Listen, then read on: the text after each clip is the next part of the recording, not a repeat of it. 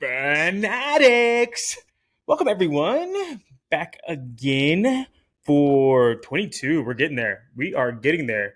So this is the 11th one. So yeah, we're over a third of the way there. That's great. Good for us. Let's go. All right. So coming in at 22, the Atlanta Falcons. So yeah, that gets us to three. You can already tell who's going to win the division, in my opinion. But this team should come in second in the division, and it's the Atlanta Falcons. They were 7-10 last year, and let me just start going through some sort of organized chaos sort of thing, because I've kind of just sometimes I just go straight to schedule. Sometimes I go to last year. Sometimes I start to go with PFF. So let me just go to PFF first, and let's just kind of make that the standard, I guess, of what we do. So I always do O line, I always do D line, and I always do secondary, because everything else can be schemed, in my opinion. But I just a guy, so take that for what you will. So we have PFF. O line is 7th, which is very good. D line is 27th, which isn't so good. And the secondary is 23rd, which also isn't so good. So what they're saying basically is you got to control the clock, because if you leave your defense on the field, then you're probably not going to do very well. And that's kind of true, because what it looks like is their defense was awful last year. They had one of the worst defenses in the league last year, and they brought in the D-line coach from the Saints, which is odd because the Saints were also pretty bad last year. But they brought this D-line in for the Saints to be their defensive coordinator, and he brought along with him big names were Caden Ellis, which I thought was very good signing for them, because Caden Ellis was very good for the Saints last year, which is going back to why the Saints are bad. Saints lost Caden Ellis. Caden Ellis is now on the Falcons, so Falcons got better, they got worse. You get it. And they brought in David Onyemata. I think I said that right, and I'm not going to say it again because I'll probably mess it up, and I probably messed it up before too. So you know what I'm saying. So their defensive line is already not. Here's their defensive line: Grady Jarrett, who's been a good player before, David Onyemata, Calais Campbell, and Bud Dupree. And they've all shined at some point, and I think that's why people get excited about the Falcons, is because they basically know all those names. And a lot of times you don't know all the names of people on defense. But Grady Jarrett is 30, Onyemata is 30, Calais Campbell is 36, and Bud Dupree is 30. You don't really have much depth behind that, and all your guys are 30 plus. So you don't want them on the field for a long time. So you want to control the clock, and you want to run the football, which anybody that watches football knows that's what the Falcons want to do. Arthur Smith comes from the Vrabel tree, and they like to run the football with Derrick Henry. We know what they're going to do. The biggest problem with that is that everyone else knows what they're going to do too. So they draft an O-lineman. They re-signed a lot of their offensive line that did very well for them last year. They brought in Bijan, which is probably one of the best prospects we've seen since Zeke, Saquon, whoever you think the last great prospect was, Leonard Fournette, whoever it was. So he's touted as being one of the best prospects. So moving from that, we know what they want to do. We know they want to run this football, and they want to keep the defense off the field. Other signings that they made, which is a lot, which is Trey Flowers, Jeff Okudah. They brought in Scotty Millers, who cares, Matt Collins. Had a pretty decent year last year, and their big love it signing is Jesse Bates. Jesse Bates could be the best safety in the league. He's very, very good. He's a good safety. So that's awesome. That's good for them. Good job. Good job, Saints. Falcons, sorry. Good job, Falcons. Good signing. So I That's a lot of new names, man. That's a lot. You're bringing in a lot of new names to a defensive coordinator who's never been a defensive coordinator before in his last 2 years. He is 7-10 and 9-8 as a D line coach. That's a tall task, man. That's a good thing that your guys are older and they're vets and maybe they can come around. Because on paper, if you said AJ Terrell, Jesse Bates, and Jeff Okuda. You just said those names. I'm like, oh, that's pretty good. That's pretty solid. I like those names. I think Jeff Okuda got hurt though, didn't he? I think he's missing like 4 weeks, maybe. I can't remember. I wish I would have. I don't. I mean, I have so much information, and that was kind of like last on my mind. But I'm pretty sure he got hurt. Uh, but I don't want to make. I don't want to just say that and be wrong. So look it up for yourself. I guess I don't know. Anyway, it doesn't really matter. He's not going to pull a game one way or the other. He's a pretty good player, but he wasn't good enough for the Saints or for the Lions to want to hold on to. So take that for what you will. And PFF thinks that secondary is 23rd. So, like I said, I'm not a PFF guy, but that's what they said. I don't. That's not going to sway my opinion, but I just want you to know what other people besides me are saying, because I feel like, especially with NFC South teams, I have to over communicate why I think this, because I don't want people to think I'm just kind of hating on them because they're NFC South. I honestly moved them ahead of the Giants because mostly because their high end talent is younger and better in Jesse Bates and Bijan Robinson. That's the only reason. I think that they have more upside with those guys than, what would you say, Saquon, who's 28, and I guess Dexter Lawrence, and yeah, I think Jesse Bates is younger and better than those guys.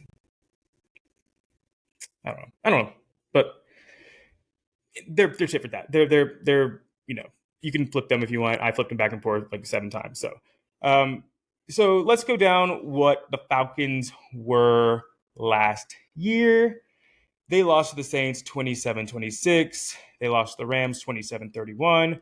They beat the Seahawks at home 27-23. No, at Seahawks, sorry. At Seahawks 27-23. They beat the Browns at home 23-20. They lost at Bucks 21-15. They won at home against the 49ers 28-14.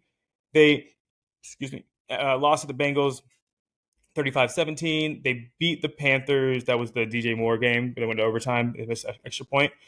37-34. They lost the Chargers 20-17. They lost the Panthers 25-15.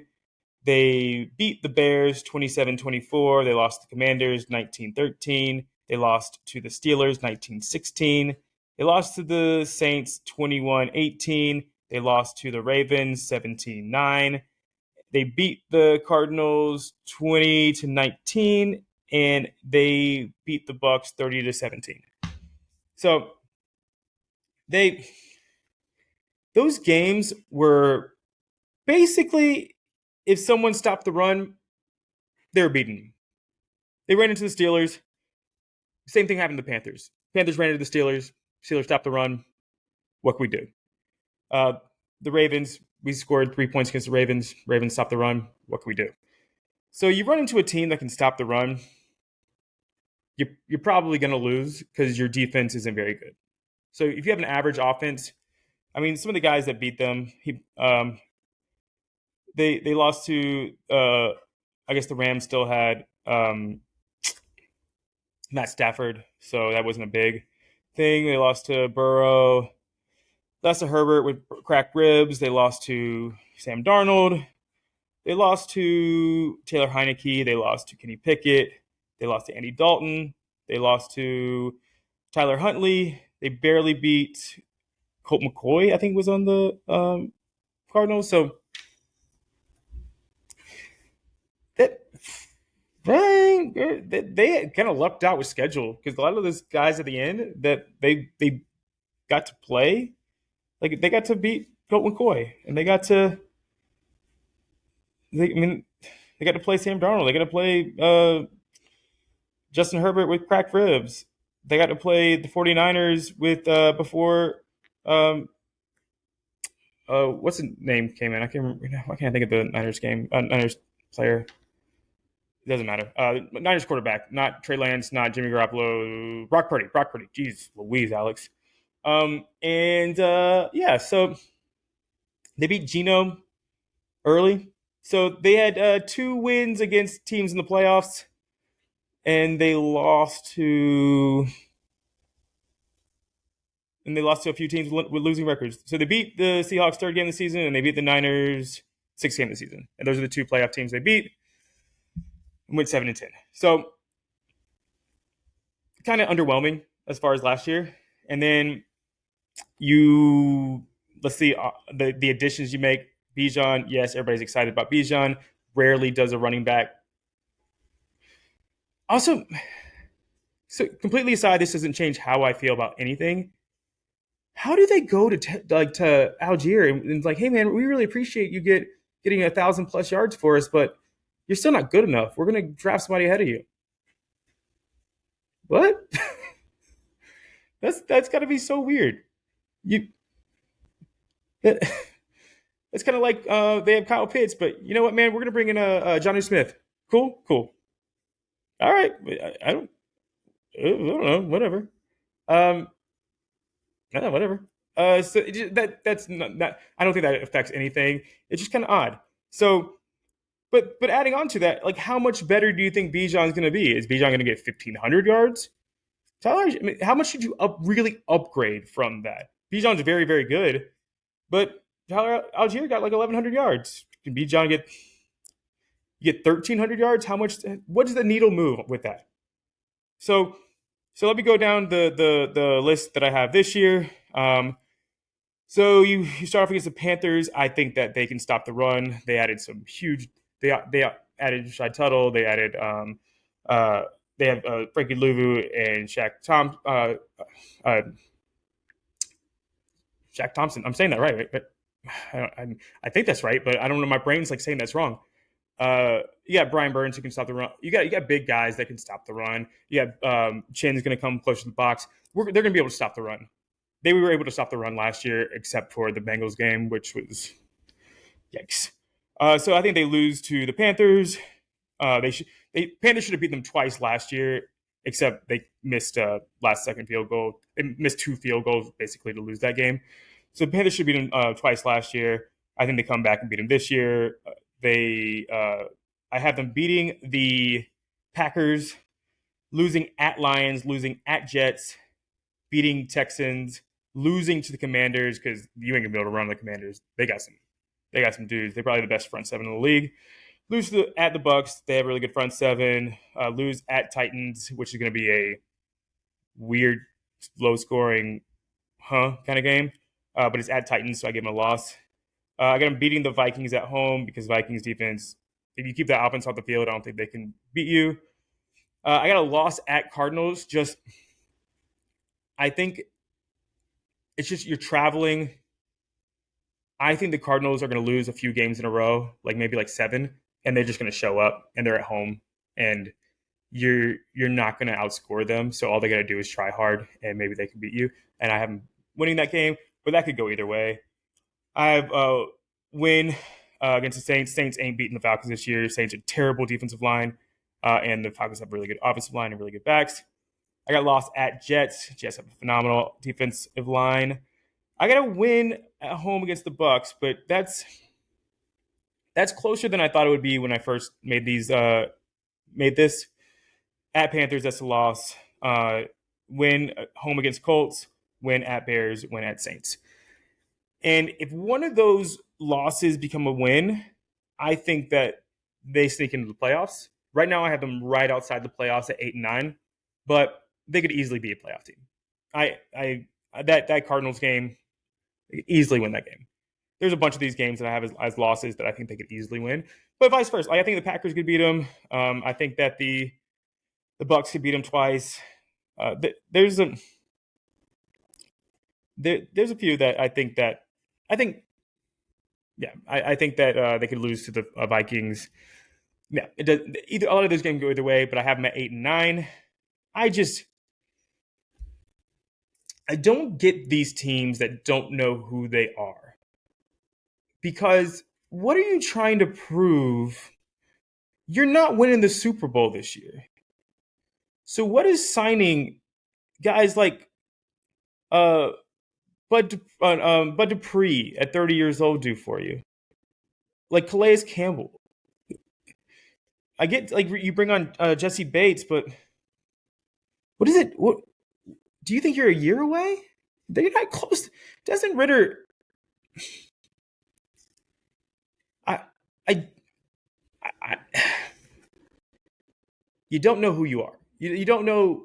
You can't look at yourself and say we're not ready. We can't win with these guys on this team, and but we think we can win the NFC South right now, and that'll save my job. So that's all I want to do. It's it's just I don't know. I think so. Say the Cardinals, for example. Cardinals kind of know who they are. That's why they didn't go out and get anyone. They're like, we're just going to be bad, and we're going to get Caleb Williams, and we're going to figure it out from there. That's what they're doing.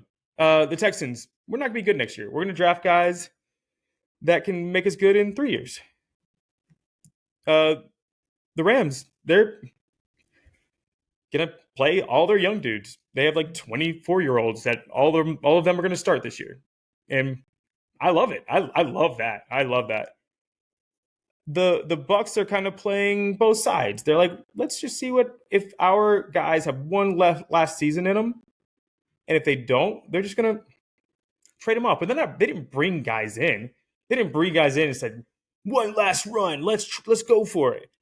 They're like, we'll try to do one more with the guys we have, like a last dance. If we start losing early, the guys we drafted, they'll be a lot better in year 2, 3, 4 based on the positions they play. So why not? And we might get a ton of picks by trading off our players.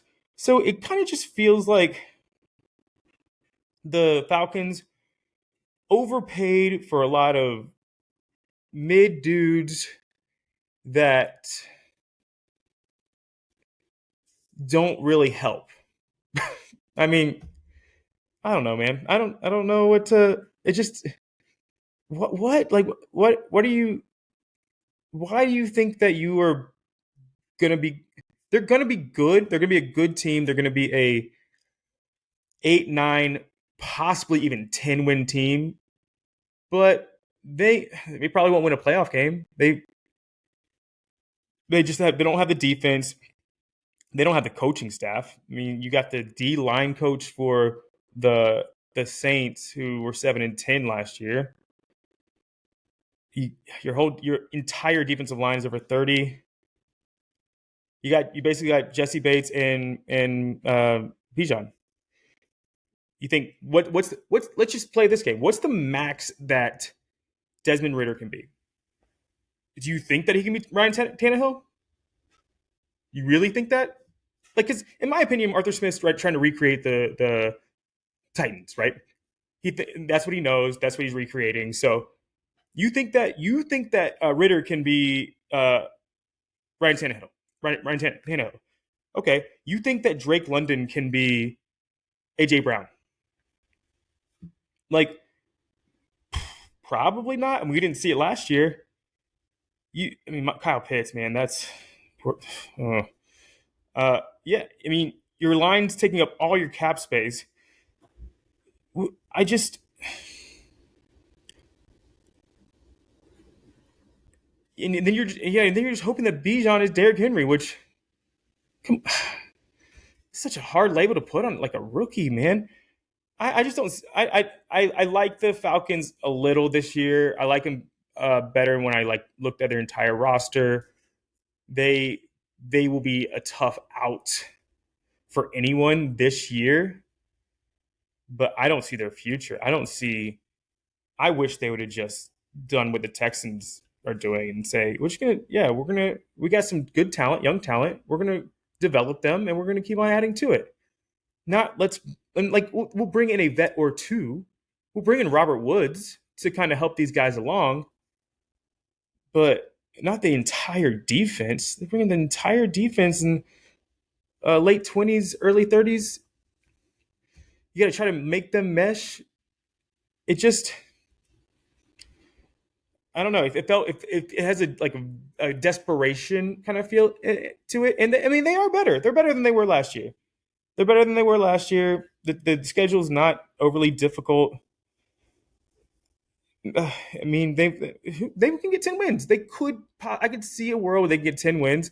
I could also see a world where they get six. So I don't know. We'll see. I think it's going to be a mess early. I just you're just like throwing a lot of stuff at the wall and see what sticks, basically. And I don't. I mean, it might work. It might work, but it feels like desperation. It feels like Arthur Smith's trying to save his job, and he's banking on some mid dudes in Desmond Ridder. So that's all I got. If you look on at tape of Desmond Ridder and practices, he's not been very good. Not been on target. It looks like the whole. It looks very basic as far as a offense. It doesn't feel like Arthur Smith's much of a like Vrabel is like that guy that you want to follow. It doesn't feel like Arthur Smith's that guy. It doesn't feel like he has that it quality. I don't know. I like him enough where I think that they could maybe do like kind of what the Giants did last year, kind of come out of nowhere and make the playoffs. Maybe I don't know if they're not winning the playoff game. I don't see them winning the playoff game, but they could do something cool like the Giants did and just kind of shock everybody. But and they're gonna nobody's gonna want to play them because they're just gonna run downhill at them every single. That defense is gonna have to just come ready to play. So all right, that's all I got. I feel like I started off like really kind of excited about talking about the Falcons, but just the more I looked at it, I just wish that you knew you could look at yourself better. I wish you had like a yeah yeah you know what I'm saying. But yeah, they come in at 22. They're on the cusp of. I think they will be a bubble team. They will probably be somewhere in the 7, 8, 9 category of the NFC. And I think if they turn a couple of those losses into wins, I think that they make the playoffs. But that's exciting. We are in the realm of playoff teams now, which is really, really, really cool and really more and a lot more exciting. Because I hate just kind of like crapping on teams. But yeah, that's the Falcons. And then yeah, next time it's gonna be 21. So I never remember to for buy things. See you later, alligator. Did I do that one yet? Maybe I did. Who cares? Bye.